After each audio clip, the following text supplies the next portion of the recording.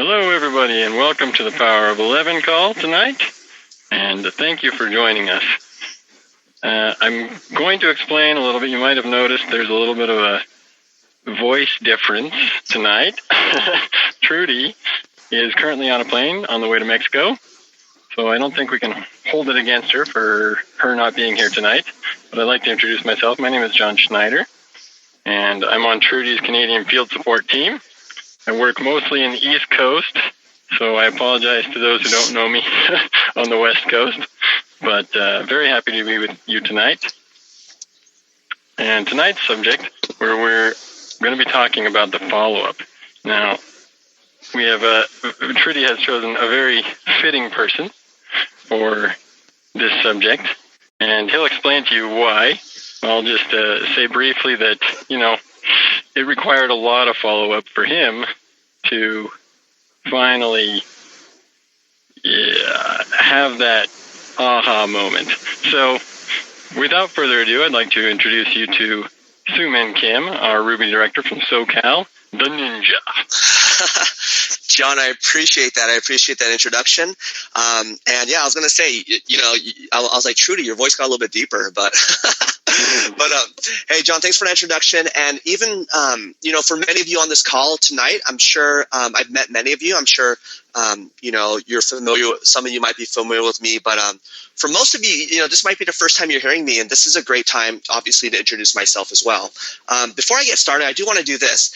We are going to do a little bit of question and answer. We got some Q&A towards the end. So if you guys look on your right side of your web conference panel here, there's going to be a little bit of a message board that you can type in.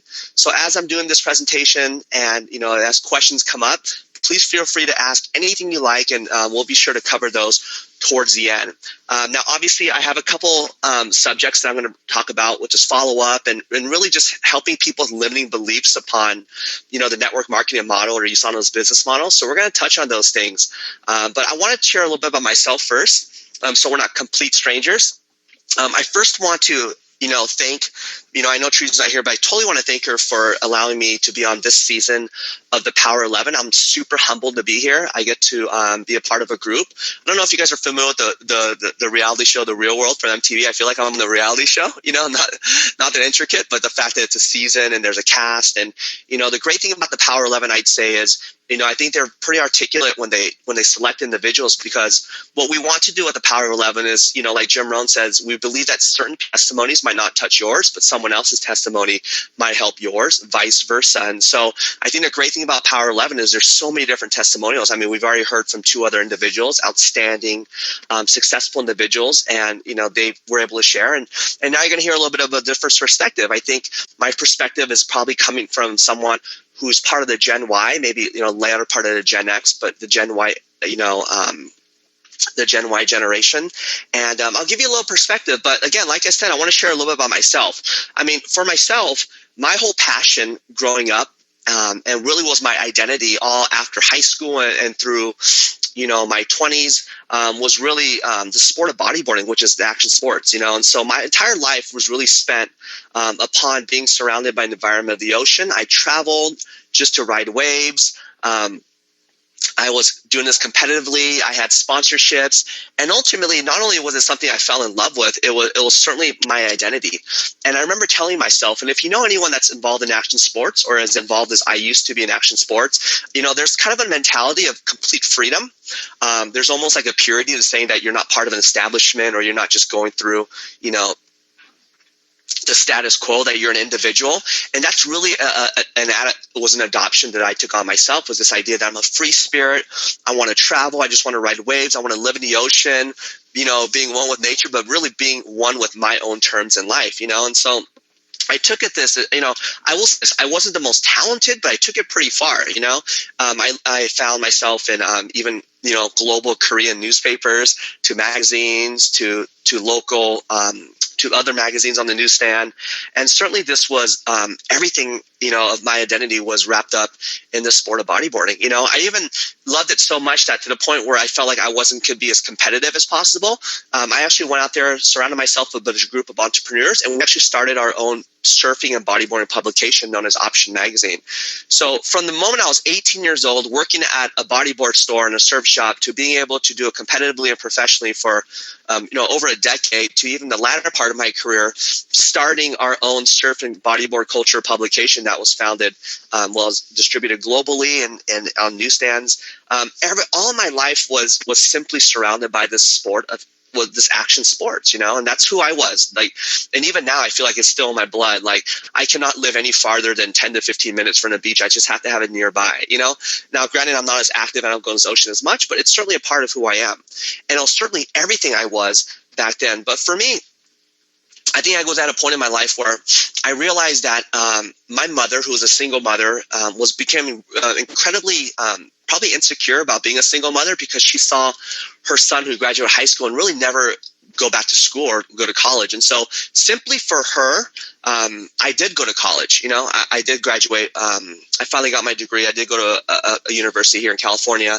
I got my degree in communications and journalism. And, afterwards, I actually had some great opportunities. I found myself, getting connected with the right people, and I was giving a position at a corporation in Long Beach. And without going too much into all the details, I was a corporate manager for a company in Long Beach, and I happened to do that for the next 5 to 6 years of my life. Now, at this point, I had to make a decision, which it was a difficult decision, but it was one of those things that kind of naturally progressed. I told myself, listen, I'm an adult now. I got to forget about this kids, this surfing and bodyboarding thing. I got to put all that to the side. And you're now moving up in the world. You get to wear a suit and tie every day, and you're now a corporate level manager, And so that's kind of what I did. I actually kind of suppressed my passion for all of what this was, all of this. I suppressed that. I put that away, and simply for the fact of kind of following the status quo of going to college and getting a corporate, or getting my degree and getting a corporate job and yada, yada, yada, I found myself doing exactly that. So the next 5 to 6 years of my life would look like this, okay? I found myself in an office environment 5 days a week, sometimes 6 days a week, approximately 10 plus hours, probably sometimes a little bit more than 10, but 10 plus hours a day. I found myself driving in traffic. Okay, if you know anything about Southern California, there's certainly a lot of traffic here. I found myself driving in traffic every morning and getting home every night. I found myself, even though I was working so hard and making a paycheck, I realized the more I made, the more of it started going to taxes, And, I don't know how it is in most other countries, but in the U.S., the average amount of money they take from your paycheck is like 35%. It's incredible.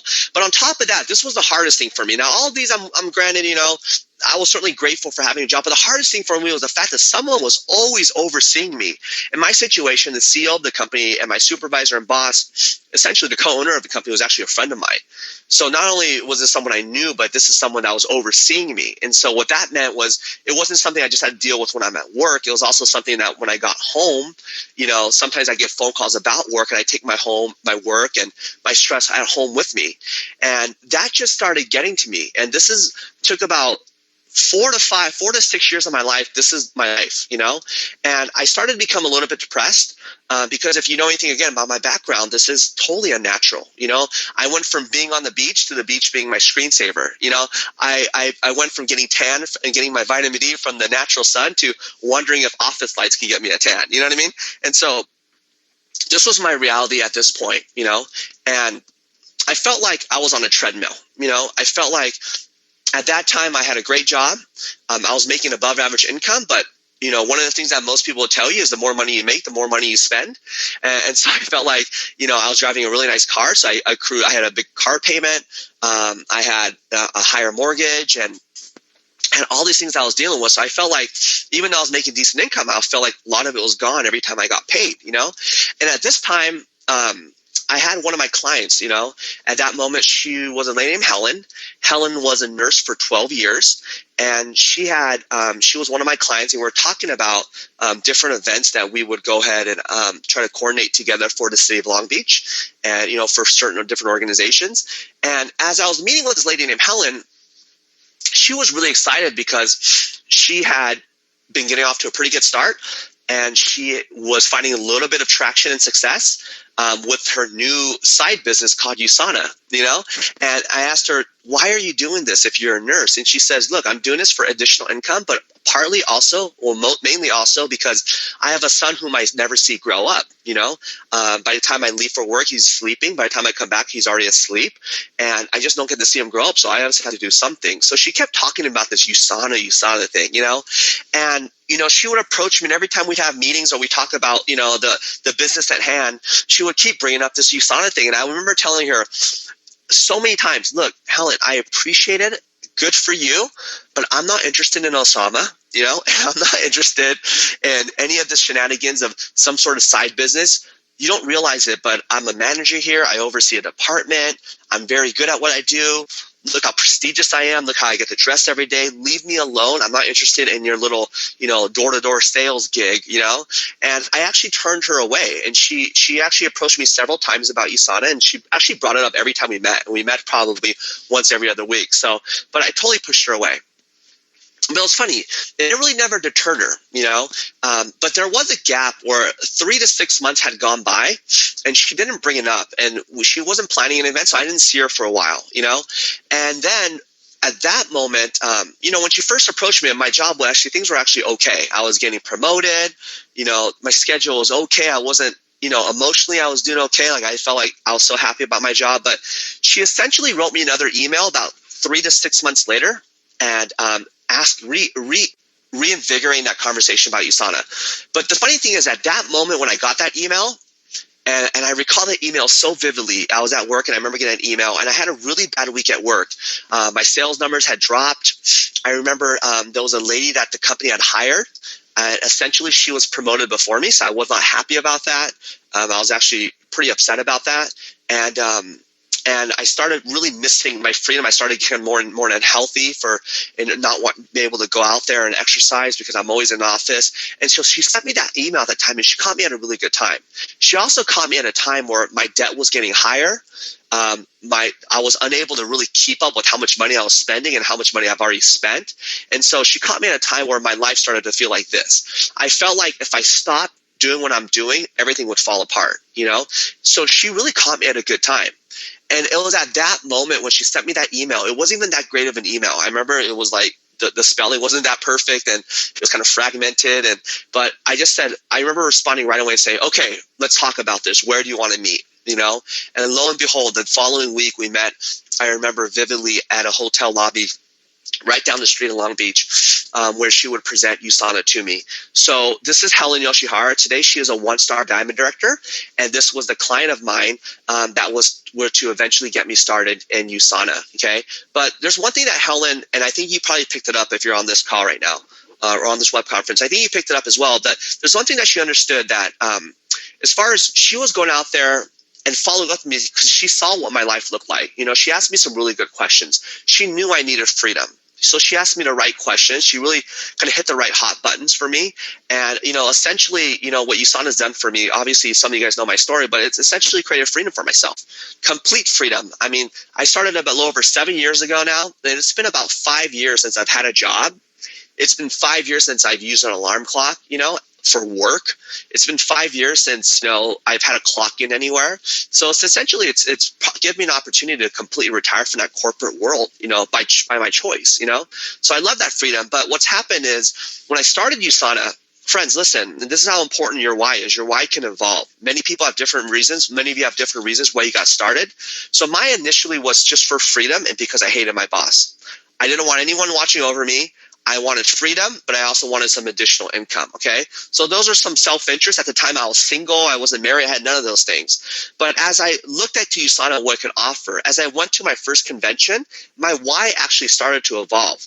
My initial goal, and I'm going to be really honest with you, and I know we don't like to talk about numbers, but I'll say it right here. My initial goal was to make an additional $200 a week. I had no idea that I would someday leave work and do this full time, but I thought to myself, look, if I have a full-time job, and I feel like I'm on a treadmill and I can't stop, or I'll fall off, or I'll fall apart, all my bills will default.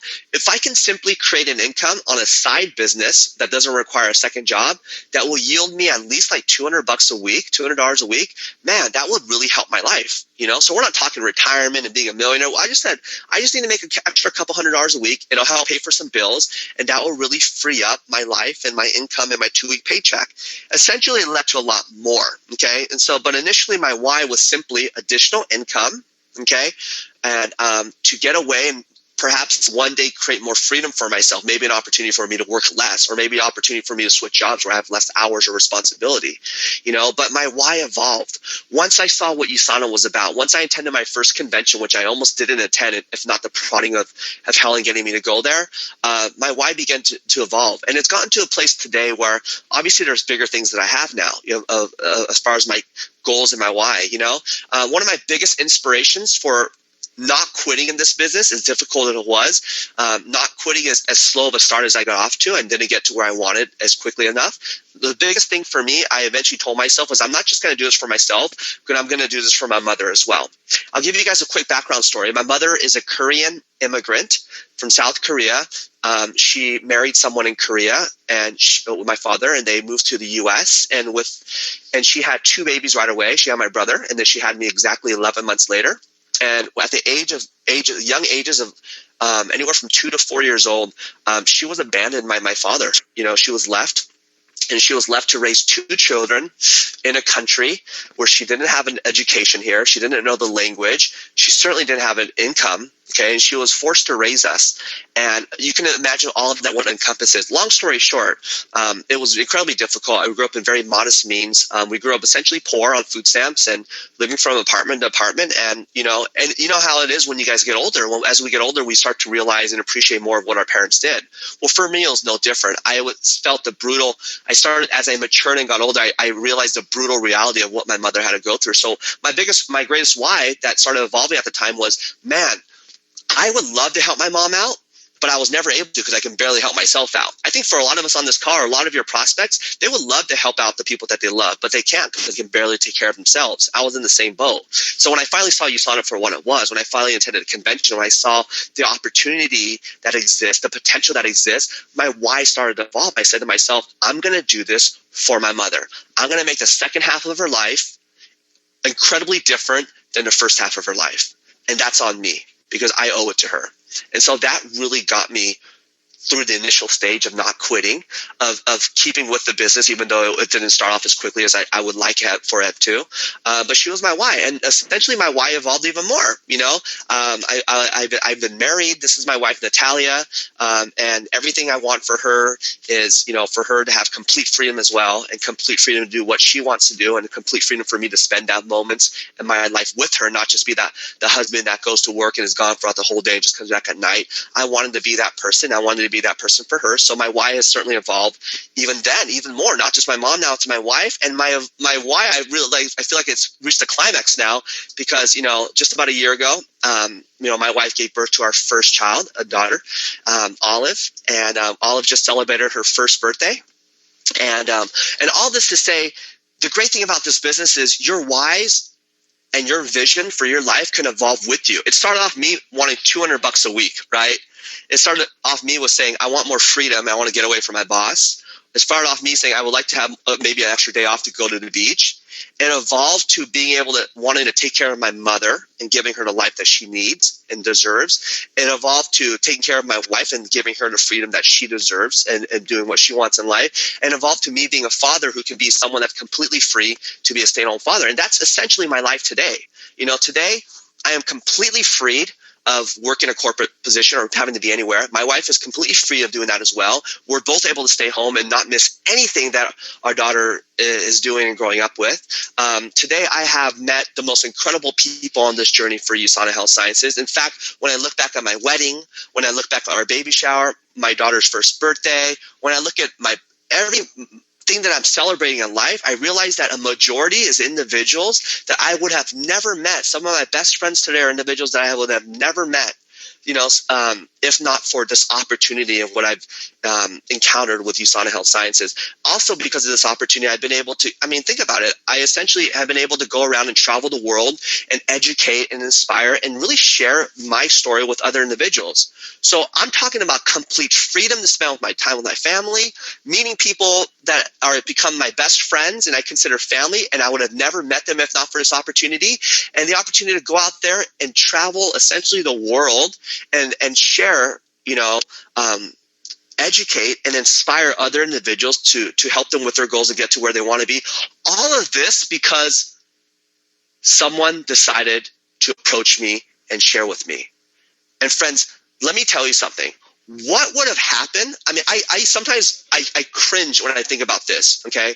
Because this is what I think about when I'm going out there building my business. But what would have happened? What if Helen not only have not approached me, but what if she never followed up with me?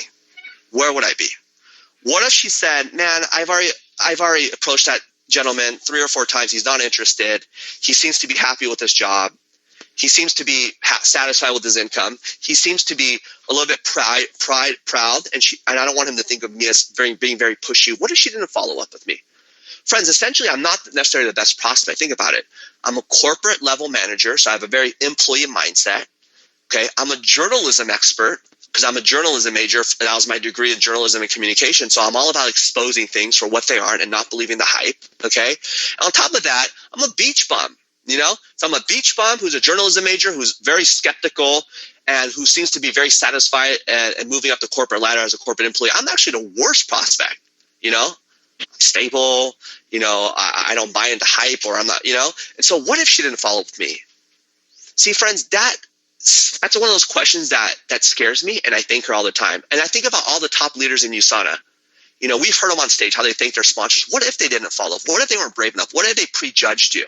Right? So these are things I think about when I build my business all the time. It's very convicting to me. And so I hope that you can find it within yourself to be convicted on that level as well. Are you following up with people? Are you writing people off? One thing that Helen understood that I understand now, and that I'm asking you to understand, is understand the looking window. When she first approached me, I was not in the right. I was probably over here where things were decent. Things were okay. I wasn't in pain in any way. I didn't desire certain things, okay? Followed up with me, and I finally, the time when I mentioned to you that I had someone that was promoted above me, my sales are dropping, I wasn't happy, I was losing my health, I finally kind of dropped into the looking window. And typically, friends, it's about a 3 to 6 months window that all of us go through in life, that we kind of go up and down in life. Things are good, things are bad. Opportunity mixed with difficulty, as Jim Rohn says, but just up and down. And ultimately, we all flow through a looking window where we're open to things, right? And the only way we can nail it is that we actually can't. We just have to be really consistent with what we do so we can meet someone at the right time. And so the chances of you meeting someone at the right time when they're on the looking window is not very high, okay? Essentially, more times than not, when you approach people, they're not going to be in a looking window. They're going to be either a too low part of their life or too high of a part of their life, okay? And so their only opportunity to make the most of that is be as consistent with follow-up as possible, because there will be a moment where they pass through a looking window. Okay, there will be a moment. I kid you not. Before I got on this web conference, I was actually on Facebook. I was finishing up with some messages, and there was a girl that I followed up with. I've been following up with this lady, this female, for probably 3 years now. 3 years, because I feel like, she's someone that's lost weight. She loves fitness. She has a passion for helping other people. I knew she'd be good, but she's always written off USANA. She's never been interested. And I kid you not, I'm not just saying this because I'm on this web conference, but I followed up with her this morning, and she wrote me back right before I got on this web conference. She said, Suman, I'm in a better place in my life. I'd love to listen to you. When are we going to meet? We just set up an appointment for Friday. After work, I'm going to meet her at a Starbucks, and we're going to talk about this. And she's going to be my next superstar, right? And it's essentially because I followed up, okay? And so here's what Eric Worre says in the book GoPro, and I hope you're all reading GoPro. If you all read GoPro and you're using this as part of your business. But on page 83, it said, it takes an average of 4 to 6 exposures for the average person to join. It takes an average of 4 to 6 exposures or follow-ups for the average person to join USANA. Let me ask you this. How many of us are quitting after 1 or 2 exposures? I talked to them. Yeah, they said no. What if Helen didn't understand this concept of the looking window? What if she didn't understand the concept of 4 to 6 exposures for the average person to join? And what if she just thought it's one and done? Where would my life be? Again, what if? What if? So let's talk a little about follow-up. We don't have time to go specifically into all the different areas of follow-up because I have a complete training on this, but I'm going to hit some really important notes for you of why you want to be follow-up with people. When I say follow-up, I'm not saying just call people sequentially every day because after they say no. I'm simply saying keep a record and keep tabs and keep your eye on individuals and passively, connect with them once in a while, okay? And you continue to do that. You never want to burn bridges in this business. You never want to say something like, well, this is the worst choice that you're ever going to make by not joining me. See you later. Wait till I drive by in my Ferrari. Then you'll feel sorry about not joining. You never want to say something stupid or burn bridges. Okay? All you have to understand is that there's people that are in seasons where they're looking for something. And more times than not, they're in seasons where they're not looking for something. So because we can't hit it perfectly when they're in the looking window, we just need to be really consistent with our follow-ups. So let's talk about some of those values and skill sets that's going to help you to be much better at what you do. This is how I build my business, friends. Like, I am not necessarily the best presenter or the best closer on the spot. Essentially, where I excel is that my ability, and I've adapted to be able to follow up with individuals. I never give up on someone until they tell me to give up on them. Okay, until they say, hey, I don't want to hear from you, which I rarely get, right? And so let's talk a little about follow-up, okay? First of all, ask individuals when they say no to you or when they say it's not interested, or when they say, hey, I don't think it's for me, just ask them if it's okay to follow up with them in X amount of time. 2 people said no to me this week. I simply said, hey, is it okay if I follow up with you within 3 months? Most of the times they say yes. Yeah, sure, give yourself another try, Sometimes they smile and say, yeah, go for it, But ask them if it's okay. Get good at that. Not only asking for referrals, but ask them if it's okay to follow up, okay? And organize your follow-ups. I don't know how you're doing it. For some of the top earners in this business, I know them well, and a lot of them just use a notebook.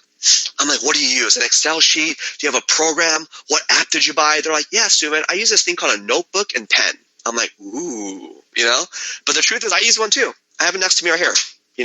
As where I organize all my follow-ups, every single prospect that I've ever approached, I have it in here. And on top of that, I collect and save data on all my prospects. Now, I'm not talking about, what their favorite color is or how many pets they have, but I keep relevant data there.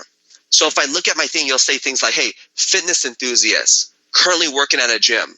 Or it'll say single mother, currently going to school, okay? Or I'll say works at Chipotle, or I'll say met this person, at a networking event, they were doing this, or I collect and save data on all my prospects. Why? Because ultimately, again, I don't have all the time to get into the follow-up training, but ultimately that data allows you to be viewed as someone that cares. In other words, when you listen to people and you don't look at them just as prospects and you're able to reverberate some of the information they gave you and they realize you remember that, it actually works in your favor. For instance, when I reapproach someone, I say something like, hey, last time we spoke, you were actually transitioning into a new job that you're incredibly excited about. How's that going for you? I know that one of your goals was to start your own business and you wanted to open up your own smoothie store. How has that process been? So that's all data that I wrote down. When I follow up like that, they say to themselves, wow, this guy really listened. This guy really cared. Okay. This guy actually is really good at what he does. I'll say something like that, But ultimately, it's important because you want to save data on all your prospects because it shows that you care. If not, you're nothing more than a telemarketer or a salesman. Hey, it's me again. Hey, are you interested in making money, or you want a job, or you want a business in the wellness industry with an incredible global wellness company that makes nutritional products? You're just a salesperson. So this is a rapport business. This is a relational building business. And so you want to be able to collect and save data on all your prospects and organize that. Organize it because there's no way you can remember, at least if you're working this business, vigorously, there's no way you can remember all the follow-ups that you're going to have, right? So, and if you can't, connect with them on social media. This is really important. Again, social media is a completely different training, but you want to connect with them. Why? Because this is your opportunity to passively go out there and prospect and follow up with people, okay? And what I mean by passively, it means just because you're a lifestyle and the image and the message that you're putting out there, the message that your lifestyle is putting out there, this is a way for you to engage and essentially follow up with people because they know they're watching you. I look at Facebook as a bunch of people looking through their blinds. Oh my gosh, I said no to Suman about USANA, so I'm not interested, but I wonder how he's doing. Peek, peek, peek. They're opening their blinds and they're watching me. Oh, I know they're watching. So it doesn't make me look like a salesperson. I don't need to go out there and proactively, message him or, follow up with him. All of my follow-up is being done passively. So when they see exciting things in my life, when they see things that, my business growing, when they see people commenting and people, invigorated and vibrant about and positive about what we're doing as a team and all these incredible things. And, for this week, there's going to be so many people going on this trip that are on their way right now to Mexico. And they go out there and say, hey, I'm on a business trip that was, taken care of by the company I'm working with. Is that not passive marketing? Absolutely. Okay. So the key is this. It's not so much what exactly you say and what you do. You just need to remain painstakingly consistent with your message of who you are. I've had people that get excited about being a fitness person. Next thing you know, they're done with that and they're on to being a party person. They're done with that and being on to a sports person. And they just kind of go from theme to theme every time. And the thing about USANA, the thing about network marketing is people oftentimes say no to you, not because they're saying no sometimes to USANA and really not saying no to you. You're just saying no for the fact that I'm sure that this is going to stick for you. In other words, what they're saying is, I want to see if this is something that's going to be long-term for you. And if it is, I'll seriously consider being a part of it. But right now, this could simply be a phase. So I just have to say no to you now and see how long this phase lasts for. This is why it's so brutal when I see someone that quote unquote quits, because all of those people that are watching to see if it's a phase say to themselves, I told you so. It's just a phase. And to think I was almost going to give my person my credit card and my information to join him. Whew, good thing I didn't do that. He already quit, And what you don't understand is people are watching you. One of the analogies I give in my team is in the movie Gladiator. There's a couple warriors in the middle of the entire Coliseum. I just say everyone that says no to you is simply not joining you in the middle of the Coliseum. They're just going to go to the stands. And everyone that says no to you is going to go to the stands. And eventually you're going to fill that stadium full of a bunch of people that said no to you, but all they're doing is watching you to see what you do.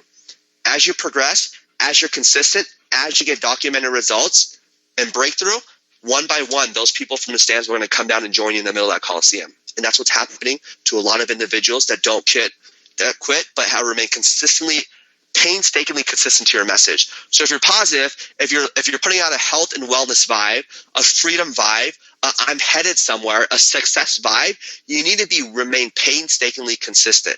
Nothing kills me more than someone that puts out a quote about being empowered and having success in their life, and the next day they're complaining about how much they hate their life and traffic and things that aren't going right. It's not consistent, okay? And when there's inconsistency, people have something called intuition, and intuition tells them they're not serious and they're not going to last, okay? So let me give you some couple value points of how follow-up works. Again, these are all things that I've acquired myself, but this is what really gets me moving to follow up with people, okay? But think about this. First of all, it shows that you're serious. When you follow up with someone, even if they say no again, it shows them that they're serious. When Helen followed up with me, I kept saying no, but here's what I said to myself when I hung up the phone. I clicked off the email. I said, man, this girl's serious, okay? And you want people to know you're serious. Even if you say no, they want you to know you're serious. Sometimes people say no just to see how you'll react. They just want to size you up and test you. They want to see if you'll follow up. Sometimes I can walk into a store and know exactly what I'm going to buy. But when someone asks me if I need help with that, I don't simply say I'm looking for this and just here earn my commission. I want to see if they'll work for it a little bit. I was like, explain this to me. Share this. I want to give them some objections and I want to test them a little bit. But as they follow up, as they're consistent, it shows that you're serious. So when you follow up with someone, even if they say no to you, and then you follow up with them maybe a couple of weeks or a few months later, they say to themselves, man, you're serious. And why is that important that they know that you're serious? Okay, because it's a subliminal message for you as a future partner. One thing I said to myself, every time I said no to Helen, my sponsor, and as I got closer to saying, man, maybe I should really consider at least taking a look at her presentation. One thing that her message that she was sending me was that, number one, she was serious. And number two, if I do join her, if she does become my partner, man, she's going to be an amazing partner. I hope she's this aggressive and persistent with all of my people that I want to get on my team and my business. I hope she's this persistent with helping me become successful. I hope she's this persistent with training me and helping me and holding my hand. So when you follow up with someone, it shows them that you're serious, and it's a subliminal message to them, and you're interviewing yourself to them saying, this is the type of partner I'm going to make. I'm going to make a serious partner. If you think I'm working hard to get you on my team, think about how hard I'm going to work to help you build your team and your business, okay? But friends, ultimately, it exposes complacency. I don't know if you've ever felt this, but I'll give you an example of, many times I've done USANA presentations. I've given, an overview, and sometimes people have said no, but I've actually created enthusiasm and more excitement for them to finish what they started by themselves. So In other words, what I'm saying is some people would say, you know what, Suman, I'm not going to do USANA with you, but I have a project that I'm gonna revive on my own. Hey, that's a great presentation, Suman. But you don't understand. I have my own thing going on. I got my own business. I got my own invention I'm gonna start. Okay, and they always give me some reason. You know what, Suman? I'm really integrated in my job right now. I feel like I'm gonna work for a promotion. I'm gonna focus on that. But when I follow up, let's say 3 to 6 months, I follow up and say, hey, how did that promotion go? Last time you were so excited about it. You're incredible. I think you're probably worthy of it. I'm sure you got it. How's that going for you? Hey, last time we spoke, Jeff, you mentioned that you're going to start that project and you had that business that you wanted to start. And you're incredibly excited about it. I know you mentioned you're going to get off the ground. It's been about 3 months. How's that going for you? See, friends, when you do that, you're not being offensive, but you're just simply following because they mentioned they were going to do something, and that's why they couldn't do USANA. But more times than not, when you do that, what you'll expose in them is the fact that they've never done it. They never got that promotion. They never started that business. They never got that project off the ground. They simply were in the habit of giving excuses or simply in the habit of talking and not taking action. And when you follow up, you expose that complacency. You expose that, and it actually teaches them a lesson to say, listen, this person's still building their business. If I would have started with them 3 months ago, I'd probably be a lot further than I am now at what I'm doing, okay? So it exposes complacency. I hope that makes sense for you. Let me give you my approach, okay, when it comes to this business. Let's move on a little bit. So is follow-up important? Friends, follow-up is everything, okay? Follow-up is everything in this business.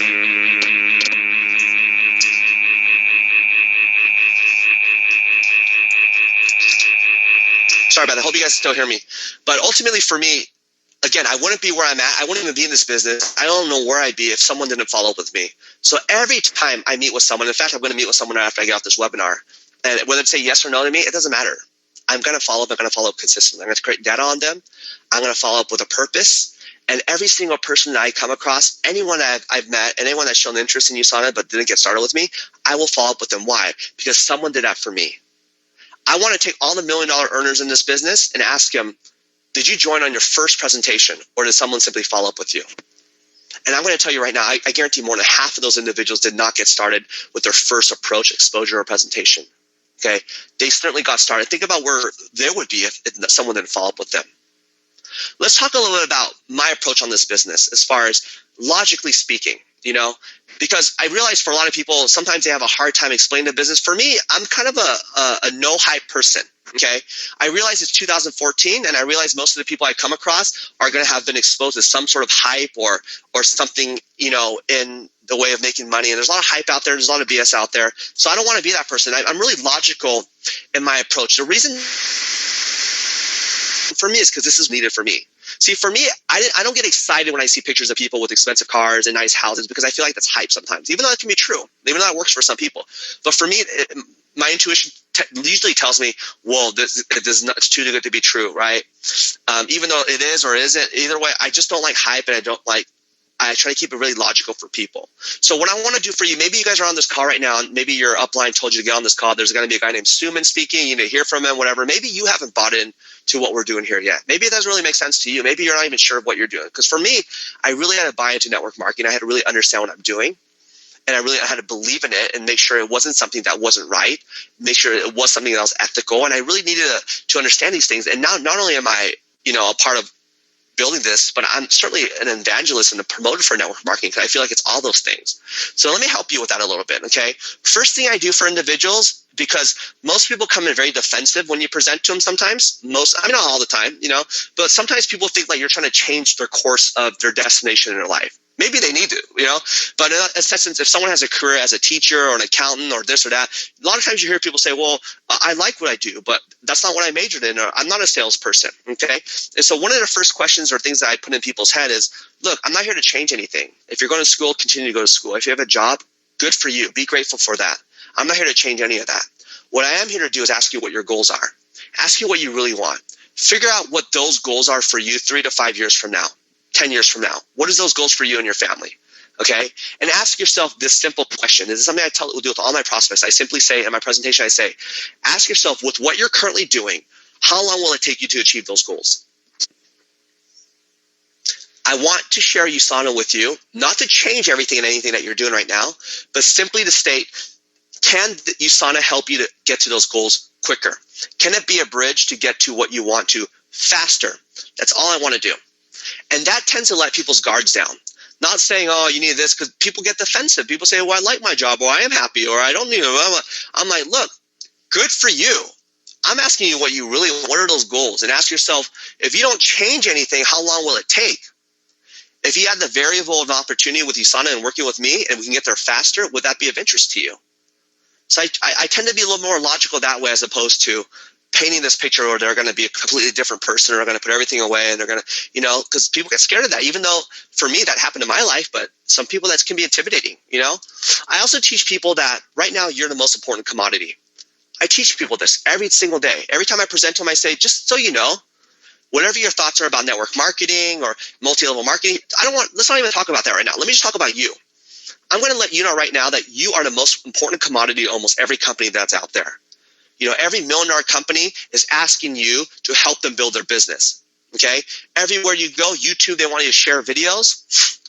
Verizon, AT&T, and every cell phone carrier wants you to refer friends, and they'll give you discounts. Hotels want you to refer people, and they'll give you points. Every restaurant wants you to check in on Yelp or Foursquare or write a positive review about them. Facebook wants you to invite more and more friends and connect with more and more people and suggest more and more friends to you to multiply more and more of their market share, okay? Hashtag this, every movie that comes out, every event, they want you to hashtag and simply congregate their own marketing for them. Friends, we are essentially making these companies, millions and millions and sometimes even billions of dollars. Okay, so when you say you're sales or you're not sales, it doesn't matter. You're making money for all these companies. We're doing it, okay? We're doing this. And I simply say, USANA is a company that realizes this as well. They realize that you are essentially the most important commodity that exists. But unlike all these companies, USANA is willing to pay you for what you're worth. They're going to pay you for what you cause. They're not going to give you just a 10% discount or thank you. They're going to give you money, and they're going to give you a compensation plan based upon everything that you cause, okay? And so I share logical examples like this with people. And I find these things online, and I catalog these things. This is a company called Time Warner Cable, which I recently found on their website. This is one of the top 2 cable network company carriers in the United States. And look at their website.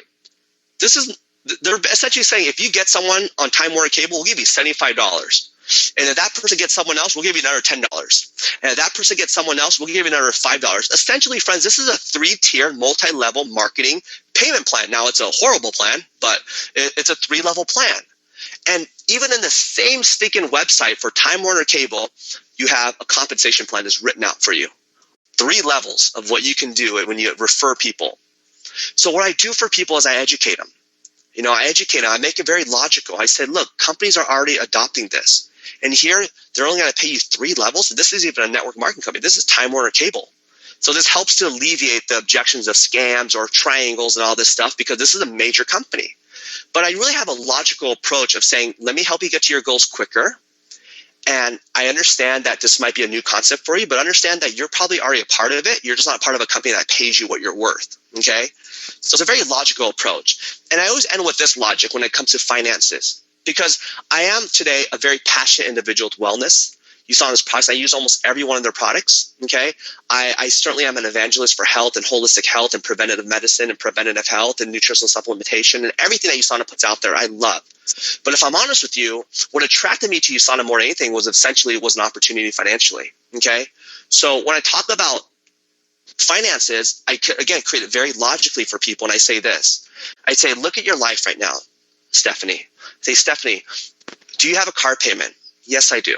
Do you have utility payment? Yes, I do. Do you have a rent or mortgage? Yes, I do.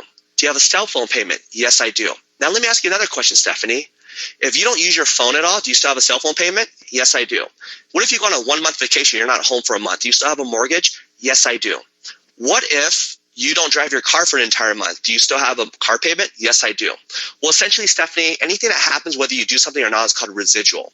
And we live our life off of residual bills on a day-to-day basis, on a month-to-month basis. In fact, almost the entire population lives to have to pay these residual bills. These are bills that come regardless whether you do anything or not. So why are we in a life, and why are we living a life where we're working off linear income to fight residual bills? In order to take care of those residual bills, is you need to create a residual income. Okay? The most reason people don't have freedom is because you're too busy having to pay bills, and those bills aren't getting tired because they come residually. So you need an income that doesn't get tired. So that's essentially logically how I teach people residual income. I said, look, it's great that you're getting a paycheck. It's great that you have a job, but you need to create some sort of residuals. Why? You need to fight fire with fire. In your life, you have so many things that are residual, so it might as well start on an opportunity to have an income that's residual as well. So you fight fire with fire, and you can create more freedom for your life. So again, for myself, my approach is very logical. It's really no hype, and I try to get people thinking that way because I feel like there's so much competition out there with scams, with other network marketing companies, and people that are putting so much, and people are so, they have this intuition that's very sensitive to that, and so they become very skeptical. And so for me, I needed that logic. I needed to make sense for me. So there's a couple things that I touched on tonight, and I hope that those can help you with your business. As far as following up, I mean, that's a fragment of my life. Every time I look at my names list right here, and I'm about to write someone off, I'm like, oh, that person, I don't want to, it's been too long. I'm kind of over, like, I think about myself right away. I click out of it right away. And I'm like, you know what? Someone did it for me. Someone followed up with me. Maybe she said to herself when she was going through her list and she saw Suman's name on there, she goes, yeah, you know what? The guy kind of brushed me off. I'm afraid of what they're thinking about me. I don't want him to think that I'm too pushy, or I don't know. I don't want him to think this or that. And what if she wrote me off? So I had that concept in my mind when I look at my names list that I follow up with everybody. And consistently, I don't give up on anyone. I'm saying half of the people I enrolled this year is going to be people that I followed up with 1 to 2+ years. So it's exciting. It's exciting to be able to plant seeds and know that all the harvest isn't going to happen right away. It's excited to plant seeds for a future harvest. But also for me, when I finally got involved in this business, I think one thing that really helps me in my business and my success today is I'm able to really view it logically. I know there's emotional people out there, and there's things that we really need to push the emotional buttons for their families and their hopes and dreams and goals and a dream car and a dream homes they want. And those are all important. There's certain people that you're going to have to push those buttons. But for me, I really needed that logic, right? I really need that logic to make sense what I'm doing. And I want you to understand that, and I hope I share with you some opportunities of how you can be very logical and letting people know that you are already making millions of dollars for all these companies. Do it with a company that will pay you back, okay? And if you're going to create income, might as well create an income that can combat the same type of residual bills that you're getting in your life. And because of those two concepts and the concepts that are following up and the way I approach this business, it's really helped me for not only to just enroll people and work with people, but to educate people.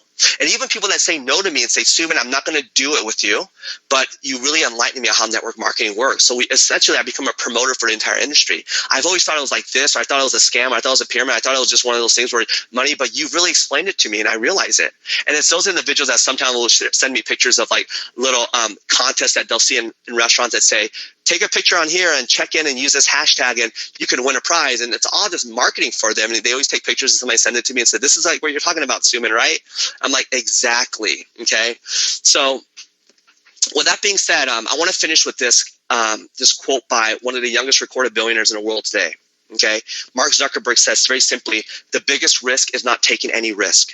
In a world that is changing really quickly, the only strategy that is guaranteed to fail is not taking risks. Now, when we read this, most of us think, oh yeah, it's for our prospects. It's not just for our prospects. It's for you. It's for those of you that are already in the business. Are you taking risks? Are you following up? Are you putting away this fear of what you think people are thinking about you? Let me give you a little bit of this. I know they're not thinking about you. If they don't respond to a message, they don't respond to a phone call, they don't respond to your voicemail, and you start thinking to yourself, oh my God, they might think I'm too pushy. They said no to me, yada, yada, yada. What do they think? Stop thinking that. They're not thinking about you. They're thinking about their children. They're thinking about their flat tire. They're thinking about what they're going to eat that night. They're not thinking about you. So stop having that psychological warfare of what people think, because they're not. You just go ahead with what you know to do and doing what's right. And that's going out there and spreading this vision of Dr. Wentz and this company through this network marketing model that we have. Okay. So that being said, I am so grateful and I'm so appreciative to have your time. I know it's the most important thing and most, the most valuable commodity that you have, and to really share with me on this Power of 11 call. I appreciate that. If you do want to connect with me, I'll give out just a couple things of how you can stay connected with me. There's my 2 Facebook pages. Most of you guys are probably already my friends. My first one is my personal page. This one is my business page, my Instagram, and my Twitter account. I love to connect with each and every one of you. And if I can help you in any way, certainly shoot me a message, and I'll be more than happy to clarify or help you in any way possible. But if I can leave with anything, I'm a product of someone that followed up. Certainly, you might be a product of someone that followed up. And I'm asking all of you to make follow-up a part of a strength of yours, okay? There's not enough time to go out there and just go hit or miss on single prospects. We need to put them to a system. We need to put them to a culture and a business such as yourself that's following up with them consistently, and try to be really logical about this business, friends. Okay. And if for those of you that maybe you're having some limiting beliefs on what you're doing and you're recruiting all these people, and why is it that you're recruiting and you might feel a little bit weird about it, understand that we're going out there and building a distributor base. That's it. Okay. And in order to do that, we need to go out there and approach as many people as possible. Just like Apple, when they came out their brand new iPhone 6, they had to approach T-Mobile, AT&T, Verizon, Best Buy, Radio Shack, all these distribution points. If they only sold the Apple iPhone 6 out of Apple stores, they would only have sold maybe 10% of what they sold this past couple weeks, okay? And it's only because they had these great team of distributors to go out there and do it together. So for you, there's only so many resets you can sell yourself. You need to go out there and create as many distribution points as possible so that you can get more resets out there in one foul swoop in 1 week. So that's what this network marketing is all about. So keep it logical, have fun with it, and keep it simple. I hope that was some value to you tonight, and I look forward to connecting with all of you. I appreciate that. John, back to you. Suman, I wish you could hear the roar from the crowd, man. That was amazing. Thank you so much. Incredible. Let's. We have a very limited time for questions, but we have plenty of them. So let's do our best. How about that, Suman? I'll go ninja rapid fire on them. All right, cool. So, first question: what system do you use to maintain consistent follow-up with prospects? Conversations, reminders, information sent, etc. Now, you already said a notebook and a pen. I'm just thinking of the notebooks that I keep and notebooks that I've seen other people keep. Mm-hmm. Do you keep all your information in that notebook? There's a couple things I do. One, that's really mobile with me, but I have a note section. I use a notes in my phone, and I also use a physical notebook. The key to follow-up and organizing it necessarily isn't like this idea that you have to do all at once. It's kind of like when you do your tax deductions or your itemized deductions for your taxes. If you try to do it 1 quarter's worth in one night, it's going to seem like a lot. But if every single night before you go to sleep, you're plugging in your receipts and you're writing things down, it actually doesn't get that hard at all. So for me, on a daily basis, before I go to sleep or I do anything, I make sure I've refined my prospect list or my follow-up list of all the individuals that I've spoke to or connected with that day. And so if you just do that every day, like anything, it doesn't get that hard. You know what I mean? And so I use a physical notebook. I actually use a physical notebook. I know Jordan Kemper actually uses a physical paper and pen as well, but I also back that up with my note section on my phone. And I don't do this often anymore, but I used to have an Excel sheet that I used as well. I was getting more contacts, which is a good problem. So for me, physically, just writing all that down in here is in my actual notebook, and my notes in my phone is a great way to organize it. But it's different for anyone. Some of you guys are much more tech savvy than I am. And you might want to use another system, but you just need to have a place where you can save things and put the notes in there that you need to put. Awesome. That was very concise, and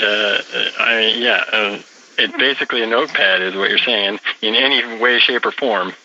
Yeah, I mean, when you try to complicate it more, that's just, again, you're just putting more obstacles in the way of things that you should actually be doing, which is going out there and presenting and prospecting people, and finding the perfect system and waiting to do this or having to go buy the software. It's just, yeah, you can get that eventually, but just start with what you have, where you're at, when you can do it, and if that's a simple notebook or a brand new journal, or that's starting a whole new sections of notes in your phone, or, even a Word document or a notes document on your computer, or maybe an Excel spreadsheet, just get it done.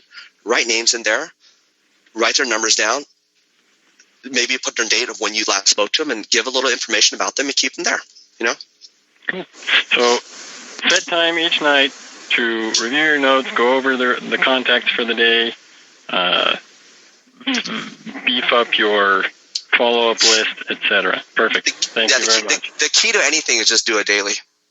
Yep. Yeah, you can't go to the gym 1 day a week and exercise for 7 hours and think it's going to compound somehow through a 7-day period. You know what I mean? Yeah, just block it out. Block out that time. Right. Get it in the calendar and do it. The most essential thing is just doing it, right? Like you think so. All right. So, next question.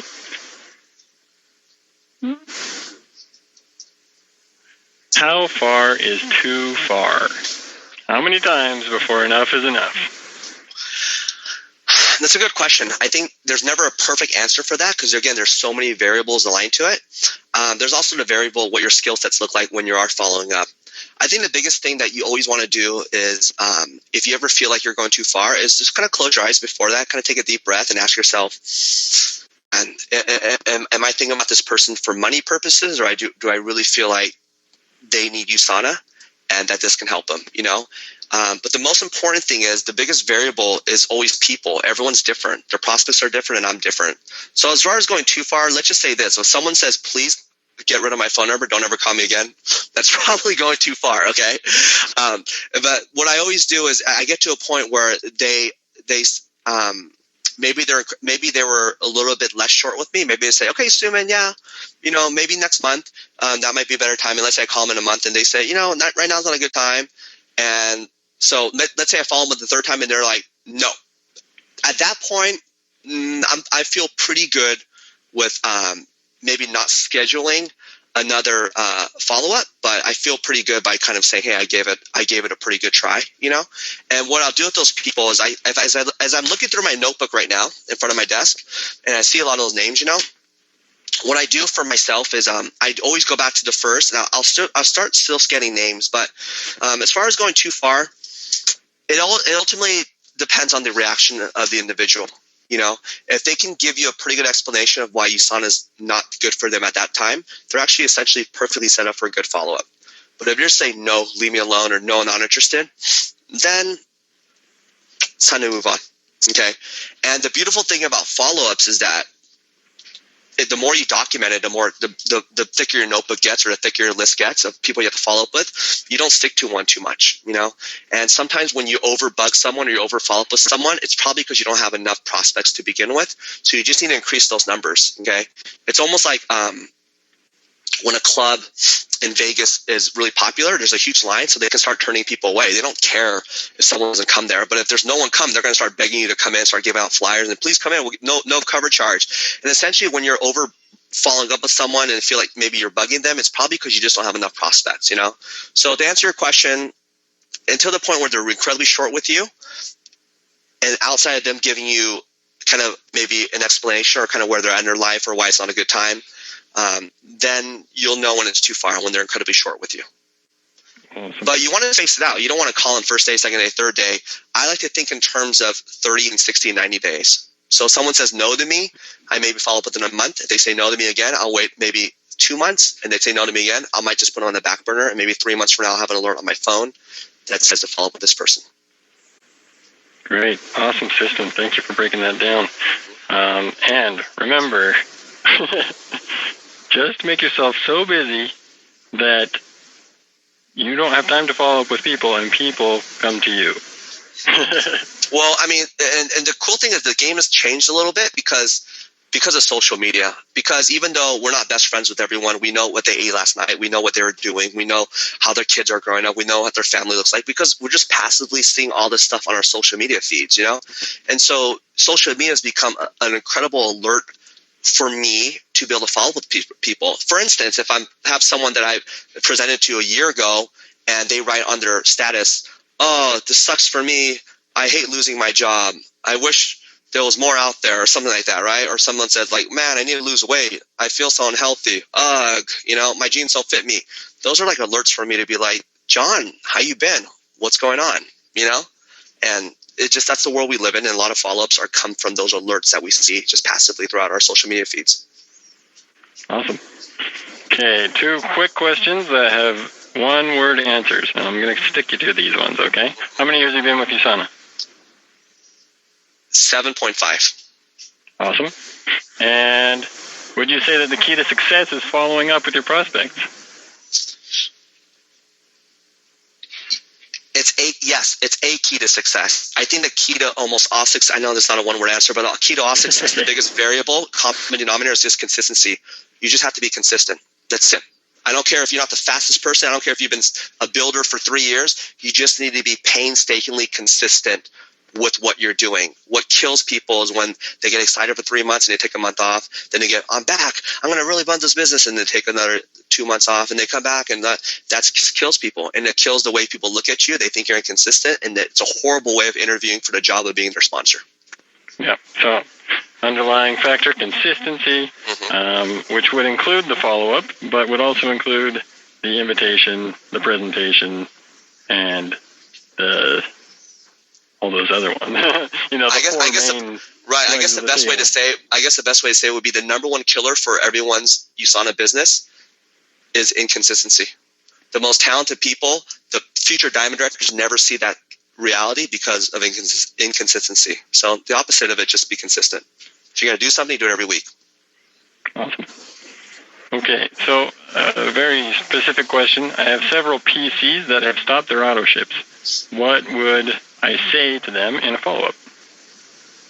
First of all, if people are stopping their auto orders, a lot of it has to do with not so much reacting afterwards, because it's providing a good customer service before. I teach this to my team all the time. I say, friends, look, when someone pays $120, $130 in Canada, $100 or $120, $130 for a reset, not just paying for some shakes, 5 days worth of supplementation, and some low glycemic non-GMO snacks. What they're paying for is customer service. They're paying for value. You need to follow up with them. Okay, you need to see how they're doing. You need to see how it's working for them. You need to see if there's any tips you can leave with them. They're looking for value. Friends, if they're paying $130 box worth of stuff, that's all it is worth of stuff. So when people turn off their auto orders and you're reacting to that, a lot of it could possibly, there's different reasons for it, but the biggest reason is simply because they're not getting the value from the products, or the products are lining up. Maybe you call them and say, I turned it off because I have 5 health packs stacked up. Well, that's a product of bad customer service. You should be calling them and seeing how they're doing on the health pack, making sure they're taking it with food, making sure they're taking 1 in the morning and 1 in lunch or dinner. Make sure they're doing it 2 times a day, and maybe even ask them how they're feeling. How's your energy? How's your sleep patterns? How's your recovery? And these are all forms of customer service, friends. When people say USANA is expensive, they might think that way because they don't see the value in it. And part of the value is why USANA is paying you. They're paying you for their customer service. So first things first, to react to someone's auto order being off, ask yourself this: is this just an alert that I'm on my back office, down my management, or is it because did I really follow up? Did I really give this person customer service, or did I just think that I got them as a PC? Hopefully they'll never turn their auto order off. That's the first question you should ask yourself. Second thing, logistically, you can contact them and say, hey, I noticed this. Is there anything that I can help you with? Did you realize that as a preferred customer, if your products are styling up, you can actually go on a bi-monthly auto order. So I've done that with PCs that have maybe consider taking it off because their products are kind of building up. So I said, what if you got these products every 2 months and still got the auto order price? That helped a little bit. So to answer your question, follow up with your person, obviously, because they turned their auto order off, but find out what it was for them. And I'm going to tell you right now, they might give you this excuse or that excuse, but ask yourself, did you give this person customer service? Did they find value outside of just getting a brown box at their house every month? Okay.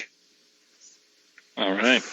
So give them a preemptive follow-up. Maybe try and prevent the cancellation of auto ships by troubleshooting and training. There's something called CrossFit that's like wildly taking this entire Orange County and Los Angeles where I live by storm. And essentially it's a big warehouse that someone buys, and they have a bunch of tools in there, and they do like aerobic and exercise and lifting weights and all this crazy stuff. They're essentially paying $150 to go and exercise in a warehouse, right? A month. But that's not what they're paying for. They're paying for the value of having a coach and a team and having some sort of camaraderie. And so if they were just paying to work out in a warehouse, why would you pay $150 to work on a warehouse and flip some big tires around? You're paying for the value of what else you're getting. So if you think people are going to pay $120 for a health pack and that's it, perhaps, but they need to know the value, and the value stems from their rep. You need to go out there and share things with them, share articles with them, follow up with them. And just like you have a list of follow-ups, you might have a list of your PCs and see what they're ordering, and make sure you consistently follow up, give them samples, give the introduction to new products. And, the number one PC people, I guarantee those people out there are doing it. I guarantee Tracy Waitman's giving value. I guarantee she's giving information out. I guarantee the people that get the most PCs in retention are giving out value, and they're not just selling stuff. Awesome. Great answer. That's exactly it. You just have to add that value, give that detailed customer service, and really concentrate on on maintaining your clients until they have had the time to see the results, right? Right. Because after they see the results, they're not going to get off. Well, a lot of it is this too. Let's be real. For those of you, several hundred of you that are still on the call right now, listen. A lot of times, once we get a PC and we put it into the system, we don't follow up. Do you know why we don't follow up? And I'm with you too. I've been here. Because you're afraid if you do, that they might have something to complain about, or you might remind them that they're still on auto order and they might take it off, right? And that's a real fear for a lot of you. You don't follow up because you like, I got him. I don't want to bother him now. If it's not broke, just no need to fix it, right? And and then when we follow up because they turn their auto order off, that's a reactive. We need to be proactive, and we need to not fear that. I've helped people. I've had people taking one antioxidant and one mineral a day. I'm saying that you're doing it wrong. You're supposed to take 4, 2 and 2. And so just don't do that. Don't be like that. Don't be the person that doesn't follow up just because you're afraid that you might hear something bad and you're just happy you got them in the system. Yep, definitely. Can have huge dividends in the long term. If they're already signed up, they're most likely not going to be bothered by you calling them again. Right. Perfect. Okay, so one last question. We'll leave it at that. If you have more questions, please post them on Power Up 11 page on Facebook. Friend Suman, obviously he's very open to that. So get down his information and definitely he will follow up with you. So the last question is, what do you give your prospects after your initial presentation? What kind? You have like a business card or software to stay organized? As far as what I leave with them, I usually leave my Health and Freedom newspaper. And I say, this is what we just went through. And if you want to kind of give yourself a review of everything that we just went through, it's going to be all in here. Or they'll say something like, I need to show my wife something. Like, here, make sure you show her this. But personally, I have a team page I send them to. It's a private team page I send them to sometimes to give them some more information. But there's different marketing things. I don't want to confuse people because obviously once you're a little more tenured and have some success in this business, there are other things that you can do. But for myself, if I'm really simple with you, I simply give them a Health and Freedom newspaper. That's what I leave them. And obviously I leave them my card. I leave them my contact information. And if I can, I try to connect with them on social media. And I do that. I've worked really hard to keep my social media to a certain point where I'm always overseeing it. So I want to make sure there's a message of positivity and there's a message of attraction that I'm putting out there. Even though I do have my bad days, even though I have all those things, I just know that's one form of constantly following up with people to make sure they're connected on social media with me. So I leave them a Health and Freedom newspaper. I give them a business card. And here's actually a ninja trick for all of you. After you meet with someone, text them. Okay, text them maybe a few hours later and say, thank you so much for your time. I appreciate that. I love getting to know you. And I love the fact that, you're passionate about this. But just give them a text message because that's a very passive way to say. Sometimes they'll respond by saying something like, yeah, actually, I'm so glad I met you too. And I'll definitely get back to you. So just one reminder. It's actually your quickest follow-up without really following up. You're just thanking them for their time. And it seems to work very well for me. Always text messaging someone right away after I gotten off a presentation with them. Awesome. Do they normally text you back? Absolutely. Absolutely. And that opens the conversation to further it's also because that might have been the first time we exchanged phone numbers. So it's their way of reminding them to save my number, or they actually have some sort of something flowing now, like when you look at their past text messages, at least it's kind of been there, so it's just one thing that I can put in there saying, don't forget about me, kind of waving my arms as a little miniature, so. Exactly. Yeah. They can choose to delete it, but They can also choose not to delete it. Awesome. Absolutely. Very cool. Well, that was a wealth of information you shared, Suman. We're so appreciative that you signed on for this, and an amazing call. Absolutely amazing call. Cool. Thanks, John. Once again, it's in the follow-up. Show you're serious. Gain people's trust and expose complacency. Get paid for your marketing. Absolutely. Don't market for free. Then, John, and let's not forget, next week we have Shelly. She's a new Emerald Director. She's dominating this business right now. She's actually several months pregnant. Her next one is on the way, and I think she's going to have a great call for everyone that's going to be on this next week, especially for those of you that have prospects that have mothers or trying to juggle, having a business, or how you're able to be a stay-at-home mom and create this incredible income for yourself, I think Shelly's a girl for you. So make sure you get people on the call for next week. Yes, sir. Yes, sir. So we're going from SoCal to very cold Toronto, Canada. But definitely, Shelly and the Toronto girls, they have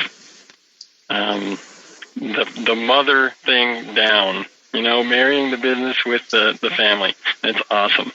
And, well, obviously Suman as well. But, the role of a mother is just so much different. No comparison. Yeah, I'm not breastfeeding if you're asking that.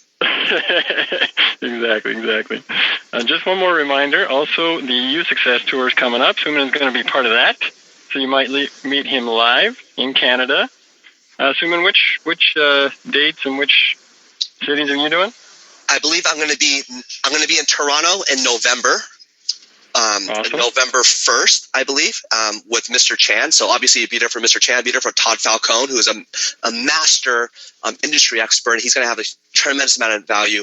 I'm going to be there kind of a jester, but I'll be there, and I'm going to give you everything. So bring your prospects, bring your teammates, and I'll give you everything I possibly can to help you build your team. And then on the 15th, I believe it's the 15th, I'm going to be in Vancouver. So obviously, same thing. I'm going to be there, and I'm going to give you guys my all and everything, and give you some insight and maybe just some perspective on how I do my business. Awesome. Bring your team, bring your prospects, and let's go for it. Yep. Suman joining Todd Falcone on a couple stops of the tour. Todd will also be stopping in Winnipeg and Montreal, and Jermaine Lafortune is going to be stopping in Edmonton. So that is an amazing tour that we've set up for you. Please take advantage of it. It comes around once a year, and it's just an amazing wealth of information on how to build your business.